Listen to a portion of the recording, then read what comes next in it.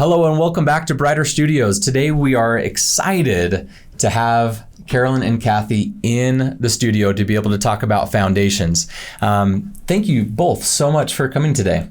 You're welcome. We're glad to be here. We're excited. You both look excited. Yeah. Well, let's just start off a little bit by you sharing and introducing a little bit about yourself, kind of your professional background, where you come from, and kind of why you're here today. Okay. You want to start? Well, I was born and raised in Utah Valley, Provo, and then moved to California, and that kind of changed the broadening of my looking at what life is about. Mm-hmm. Went to high school there. In that, my curriculum was focused on secretarial. I was going to be a secretary when I grew up and work on the bank and those kinds of things. But then I had an opportunity to serve as a missionary for the Church of Jesus Christ of Latter-day Saints, and served in England. And I loved that experience. It excuse me, gave me an opportunity the feeling of what teaching can do to impact people's lives. So when I came back from that, I went back to Brigham Young University and completed a degree in elementary education. And that became my profession. Lived in Provo, moved back to Provo, and taught there all my career. And so elementary education? Uh-huh. Okay. So I taught, basically I had taught 3 years. 3 years in California, fourth grade, loved it. But then I decided there was too many kids that had special needs that I didn't know how to handle it. So I went back and got a master's in educational psychology and became a resource teacher in an elementary school. Wow. I love that you saw a greater need mm-hmm. and sought to improve yourself mm-hmm. to be able to serve in that capacity. That's awesome. Mm-hmm. Says a lot about your personality. Yeah. I'll say, service has been kind of, and contributions, I think that's just been part of my life. Mm-hmm. Mm-hmm. Wow. Nice. Kathy, thank you for kind of give us an update on where you're at. What about you, Carolyn? Tell us a little bit about yourself. Well, I'm Ohio bred. Nice. And proud of it, I can tell. I sure am. And then following college, I had an opportunity to go to Long Island and to teach. So I taught elementary physical education for 7 years and was approached by a university in Iowa State. And so I went there to set up a program for teachers that would be teaching children. And when I took the job, they told me that I could stay for 3 years, but at that period I would have to get a doctorate degree. And so I thought, well, in 3 years I'll just leave. But I'm guessing that didn't happen? I don't know. Tell me the rest of the story. That didn't happen. And so that's what brought me out to Brigham Young University and how I got to Utah. I had professionally met and served with a woman that was just, I wanted to be like her. And it was really because of her that I came to Utah and came to school at BYU to work on my doctorate. And because I thought you could learn the same things from any book in any library, but people are what make a difference in your life. Absolutely. So, people are what make a difference in your life. Amen. That's a powerful statement. Well, right? It's true. Well, our conversation today and our intention today is talk a little bit more about charitable giving. I love how the both of you have introduced yourself kind of on the primary focus of your introduction was some of your background with education, mm-hmm. elementary education. And there's nothing more giving or charitable than helping children and youth to progress and to learn. So today's conversation, today's episode is a lot about a foundation, meaning a tax vehicle to be able to further give and live on purpose. And so before we talk about a foundation, what that is, how you came across one, how you've used it effectively over the last many years, I would love to hear from both of you a little bit of your background on how you've approached giving in general before you started your foundation. And this could be monetarily as you've given of your wealth, but also of your time and talents.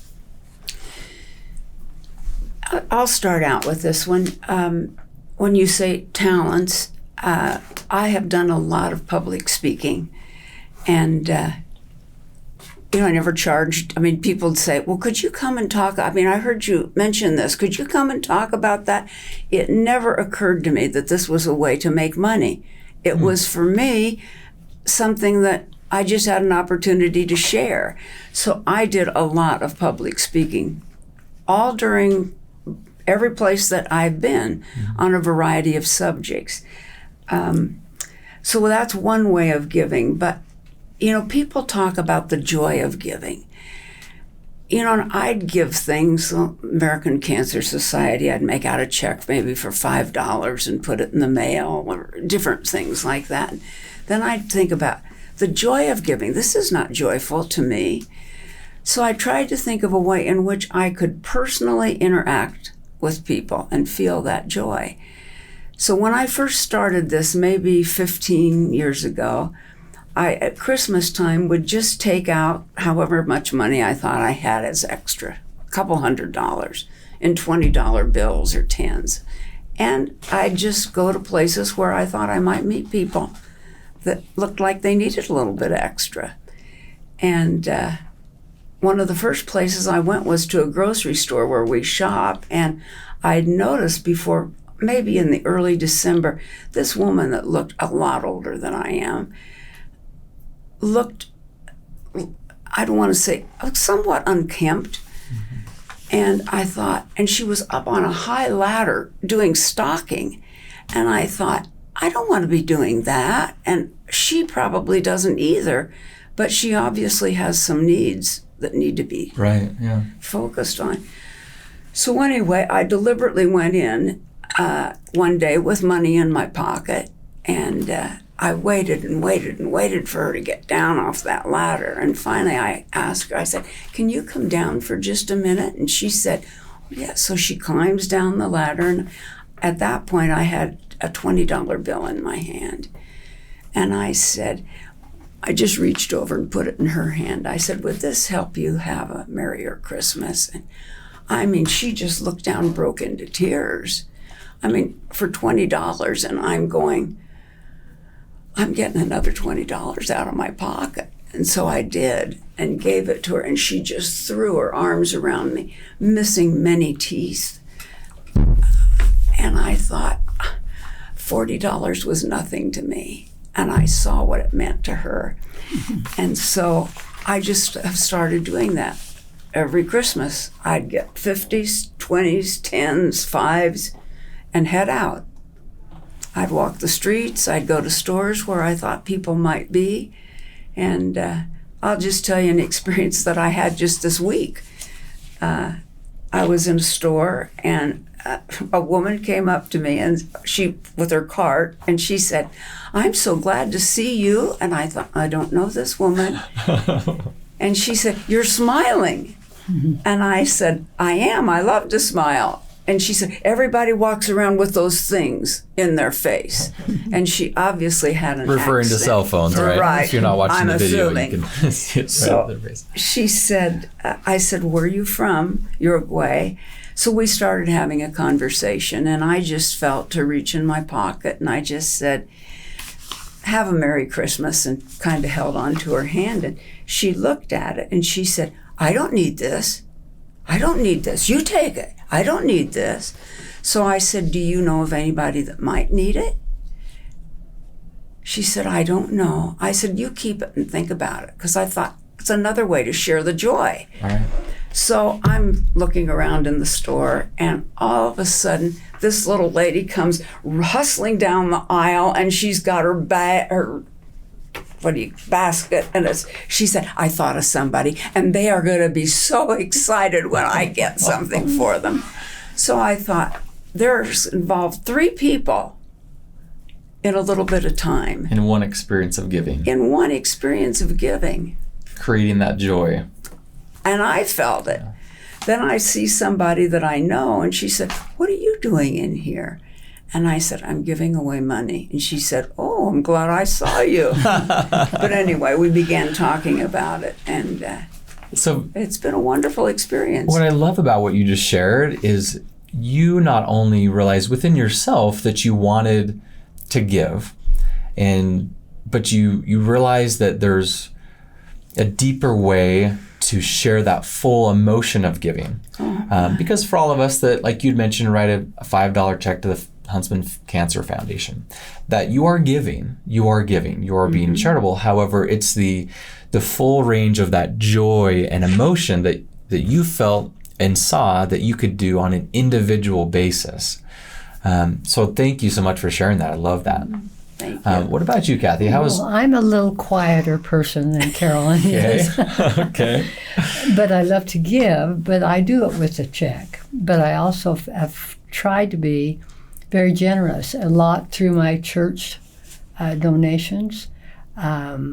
Humanitarian aid is included in that. Fast offerings to help the poor and the needy has always been joyfully given. And I pick out other, like Habitat for Humanity. I'm a supporter of that. Community Action and Food Bank. So 2 major groups that help a lot of people. And so I feel comfortable. We have a sign over our fireplace in our family room that says, "Because I have been given too much, I too must give." My goodness. Right. Because I have been given much, I too must give. And I really feel that. And it's easy to give because of that feeling.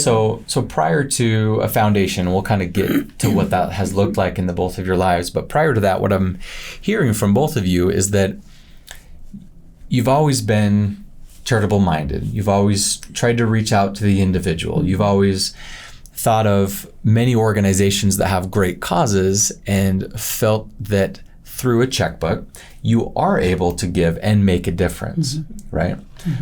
But in the past, it's been a little bit more scattered, little amounts here, little amounts there, just year to year, whatever you felt that need might be.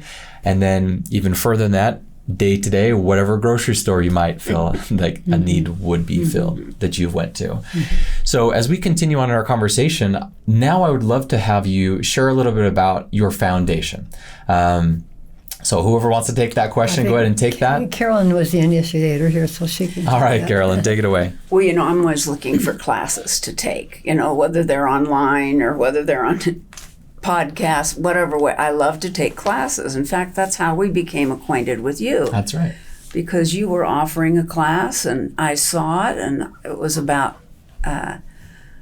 saving tax monies, and I thought, I bet we could learn something. Yeah. Never anticipating where it would eventually lead us. But so a friend of mine said, have you ever thought about a foundation? I didn't even know what a foundation was. Especially for individual people. Yeah.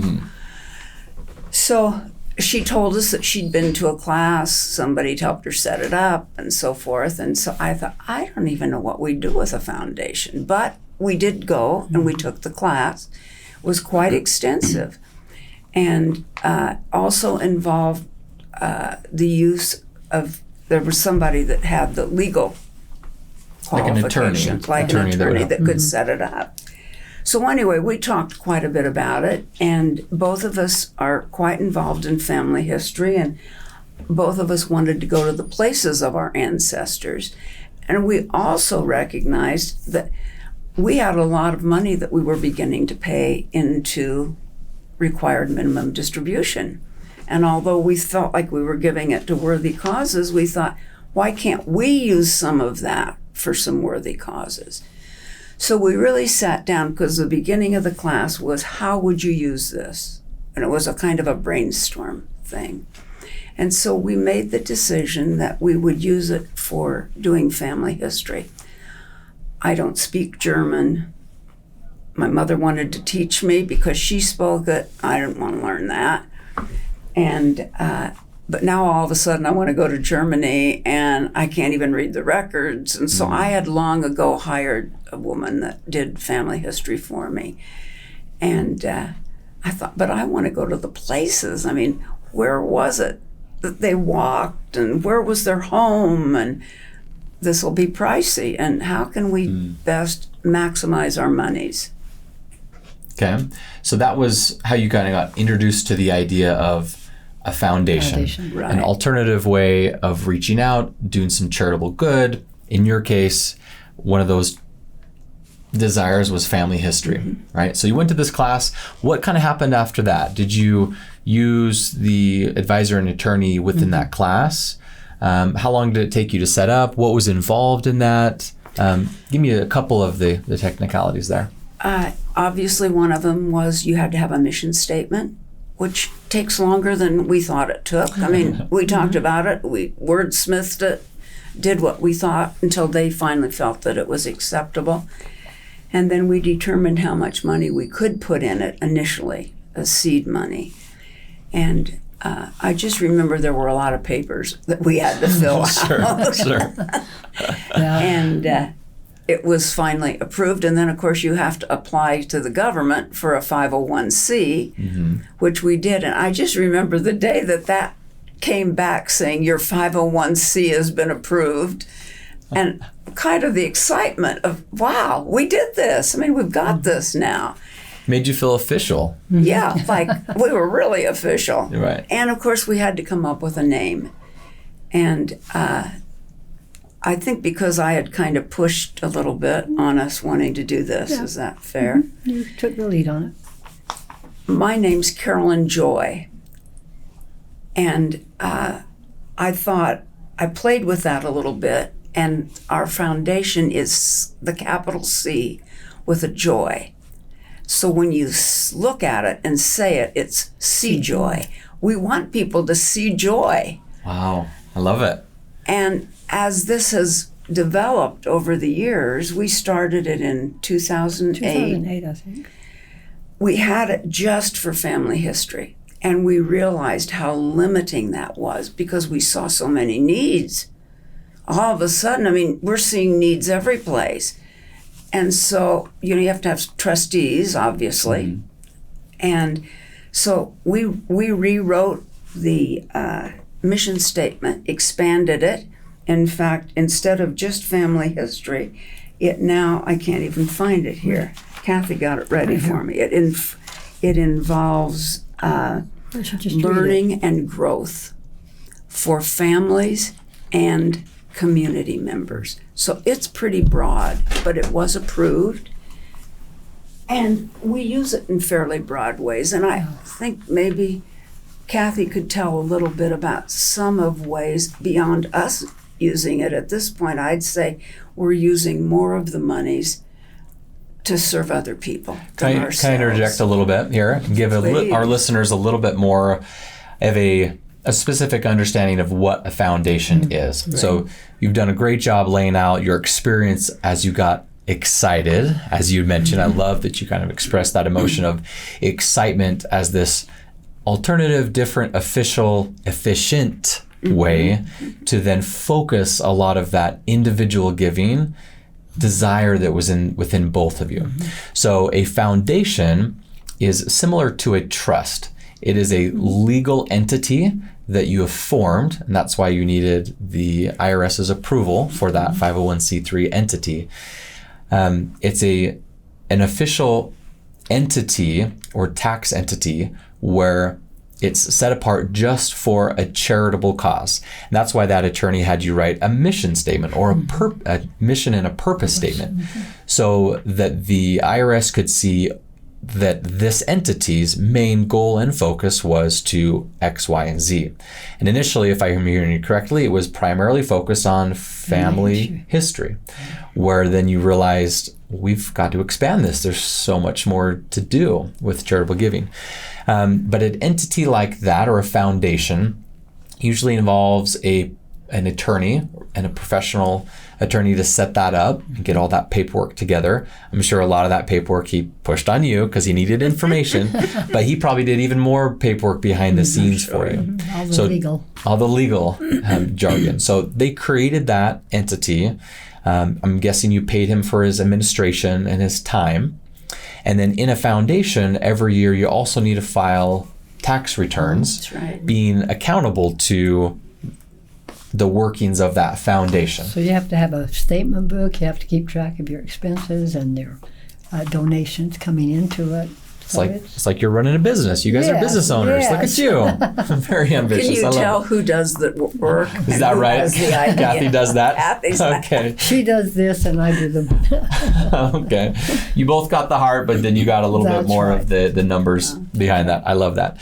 So that's what a foundation is, and it sounds like it served you very well. So I would love to hear a little bit more from you, Kathy, on how that's really showed up in your life, how you've used that foundation to bless the lives of others. I know all of our listeners out here would love to hear a few stories about how you've changed people's lives through your giving. We became acquainted with a family who had come from Argentina, and they were here on the woman's student visa. And so there was a husband and 3 children that had come with her, and she was engaged with education at Utah Valley University. And she had the visa and she had the schooling, but money wasn't flowing in. And so we were assigned to the church to work with them and serve them, and realized that tuition was going to be forever a problem for her, and yet she so desired to do it, and it was so important to her. She wanted to teach English as a second language. So we talked together and decided that we could at least support part of that tuition each semester. And then she had a daughter. The oldest daughter was called to serve as a missionary for the Church of Jesus Christ of Latter-day Saints, came back from there, and she wanted and needed to get into school. And that was an additional, can we handle all of this? Well, we can do part for you and part for you.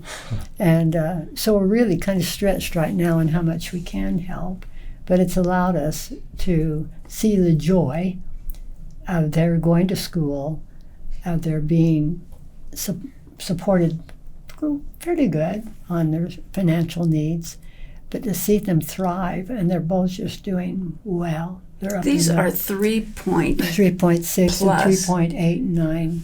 I mean, they are just working. And the daughter, I think, had some English when she came, but they both speak such fine English now. They're just working so hard to be a responsible citizen. They've created a food truck that they go down to the market so that they can sell Argentine food and make some money. She's sewn blankets. They're just hard, honest workers. So what I'm reminded of is the LDS Church's Perpetual Education Fund. Essentially, that's what I hear about what you're doing is being in a place where you can provide value that is not just paying for utilities or rent.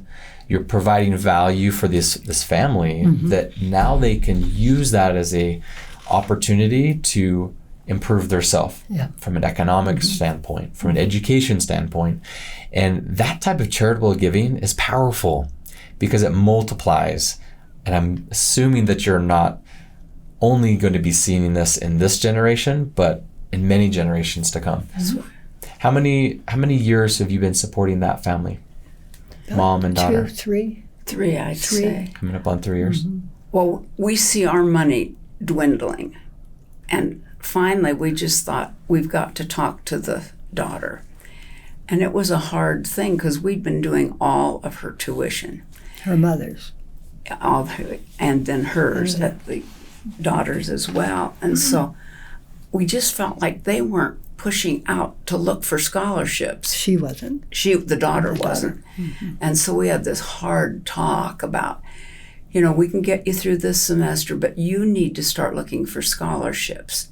And with your abilities, you speak English perfectly, you speak Spanish perfectly, you've got to reach out now. We can't pay all this, but she was just devastated. I mean, she looked at us. It's a hard conversation. It was so hard. And I said, we're not stopping all your money, but you've got to push out here a little bit.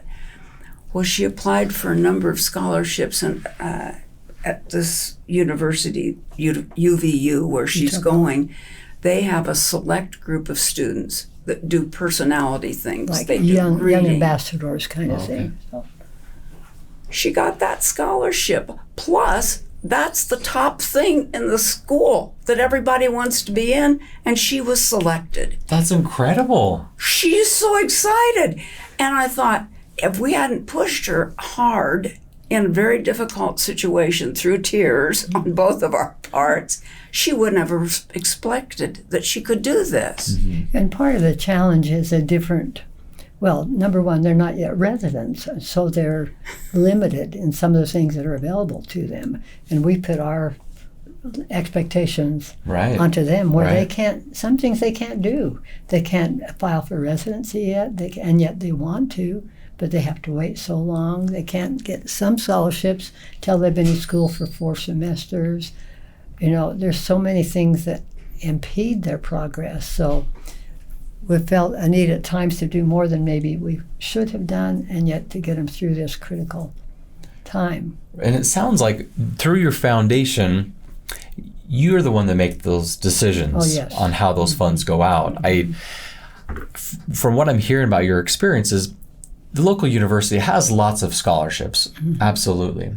But for some students, those opportunities are limited. Right. So for someone like the both of you to be able to see a need and step in a very unique position is such a blessing for those that you've already, this family that you've already showed up for.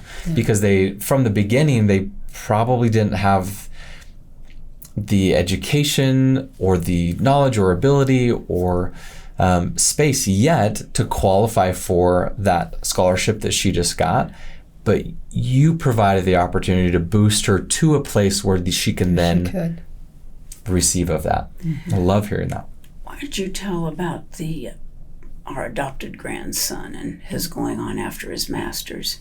We've had the opportunity to become grandmas. Oh, God grandmas, like a godfather. God grandmas. Grandmas, somewhat you call them. Anyway, one of our young grandsons, through that adoption, wanted to, he's had a nice job, but he wanted to go change into becoming a programmer. Would make more money for his young family, was beginning to grow. And so we were able, they came and talked to us, he and his wife. And with the foundation, we withdrew funds to pay for that tuition. But for him, it was a loan. When he's ready to pay back, and they've started that, he's finished the course and will have a job higher, better, then they will make donations back into the foundation. So it's become kind of a little bank in that sense for him. It's not an outright donation, but you pay back as you can. And that keeps the foundation a little more in balance. Right. That's a great idea. A lot of times when you think of charitable giving, it's a one action step on the outward. However, I think I mentioned that perpetual education fund before, very similar to that, where going out and then coming back in. Me personally, and I'm the father of 5 children, so I'm always looking for ways to help my children kind of learn the principle of it, as opposed to just filling. Just hand it over to Right, them. right. That dad has to give them this or that. I love that idea of, for him, your grandson, adopted grandson, to be able to feel the responsibility to be able to pay back. There's just other than just receiving the opportunity to increase your education, you're also giving him an opportunity to increase his character. Well, we hope so, and we ask him to write the contract. So he identified how much they felt they could put in and when it ought to be paid. And we had talked about whether we should charge him interest or not. And in this case, their first birth was a multiple birth. So, I mean, they're struggling and it's difficult. And so we made the decision we're not going to charge him interest on any of this money. He'll learn that soon enough. Soon enough. Okay. Well, that's amazing. As you think of the givings of your foundation, you mentioned you started this back in 2008. And so it's been almost 12 years. Any other amazing stories or experiences that you can think of how you've changed the lives of others through your giving? I'd just mention one. We talk about sending missionaries, out and encourage people to put money into a missionary fund. But nobody ever talks about how much money it costs to get a missionary ready to go. And we have a family that we knew, 5 or 6 children, a little bit strapped.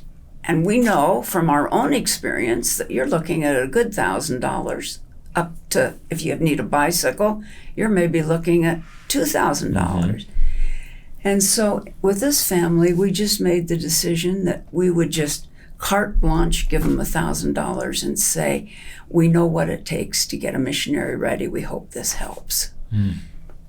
Wow. So we've been a little flexible in bringing some things in that weren't written in, but they fulfill the purpose of the foundation. Yeah. So we've done that twice now.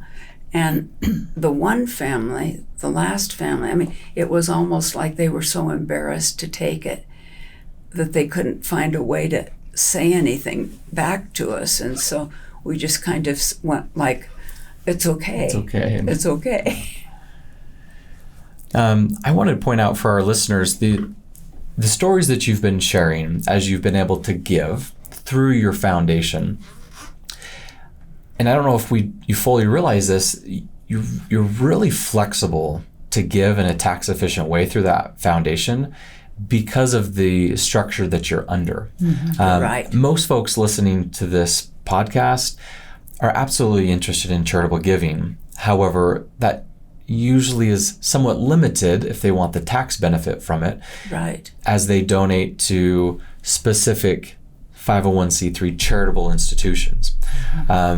However, in your circumstance, being able to look at a family that has a need to prepare one of their children to serve a ministering mission and to be able to donate $1,000 for that preparation, that's not something that just anyone can do, right? From a tax efficiency standpoint. Right. So I love the flexibility within a foundation to be able to do that. And I think I'd just say, it's become one of the places where we use some of our required minimum distribution since we are an official 501c. So that's been very helpful. That's nice. And I think, I'll just be really honest, I think initially when we went to the class and everything, I kind of was selfish about this. I thought, good, we're going to use some of that money the government wants for things that we think people need. And so I've seen it in different ways now, but initially I thought, well, this is a good deal here. Right. Well, and our first focus was we planned family search trips. Two trips at least to Germany. We did one to Norway with my ancestry. And so in a sense that's focused on self, but it serves the purpose that we probably would not have spent the money of our own personal funds. We wouldn't have had that much to take those trips so frequently. So having that set aside in a foundation almost gave you a green light or a permission slip to plan and execute those activities that absolutely help those around you, but help you kind of give that additional push to actually carry those out.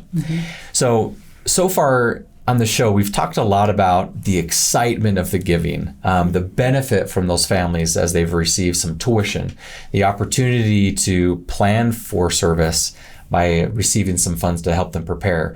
However, I want to play the devil's advocate a little bit here and say, okay, I know there is some work involved in creating and maintaining that foundation. We had mentioned earlier that tax returns have to be filed, that accounting book has to have a ledger. Have to have a ledger. There is some effort here. So I do want to play a little bit of the devil's advocate and say, is it really worth it? Like, how much time do you really put in every year for the administration side of the foundation, and as well as the cost of setting up the foundation? Was it really worth it? Yeah, oh yes. When you look at what we have to do, it's minuscule. I don't do anything she does. Oh, okay. But even my responsibilities. There's no shame in just letting Kathy do everything. I mean, I just spend it. Kathy, did you get that down? Is that in the ledger? Could you go back and look and see what we donated? She doesn't that? even ask me that. She just says, "Are we ready for taxes?" Oh, okay. You're a good team. No, it has not been. Once we got the gist of it, and I kept the ledger up to date and not having to go back and fill in receipts and things like that. No. I can tell you, though, if something happens to Kathy, I mean, I don't know how I'd run it, because I'd have to come out here and say, Devin, what do I do now? I mean, I don't have Kathy. So I'd be looking to you for help. No one can ever replace Kathy. She's irreplaceable. That's true. That's right.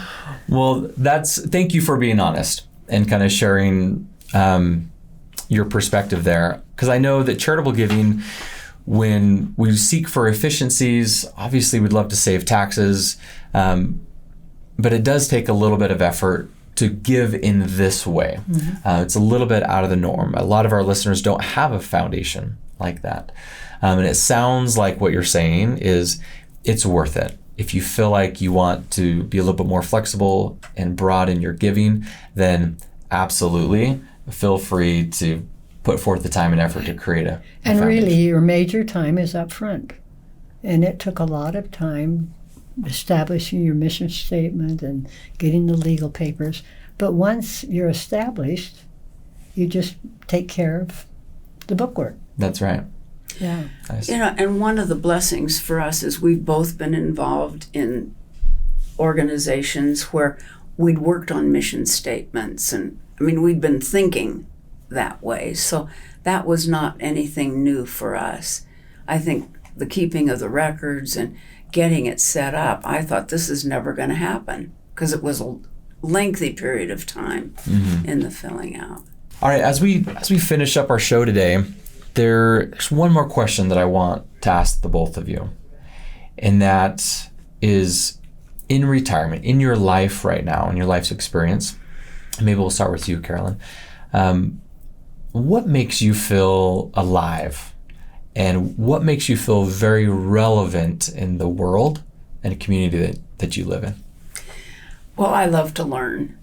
So finding lectures online, listening to podcasts, I love this kind of learning. I've always used a PC, and I thought, now that I've turned 80, I think I wanted to go to Apple. So I've switched everything out.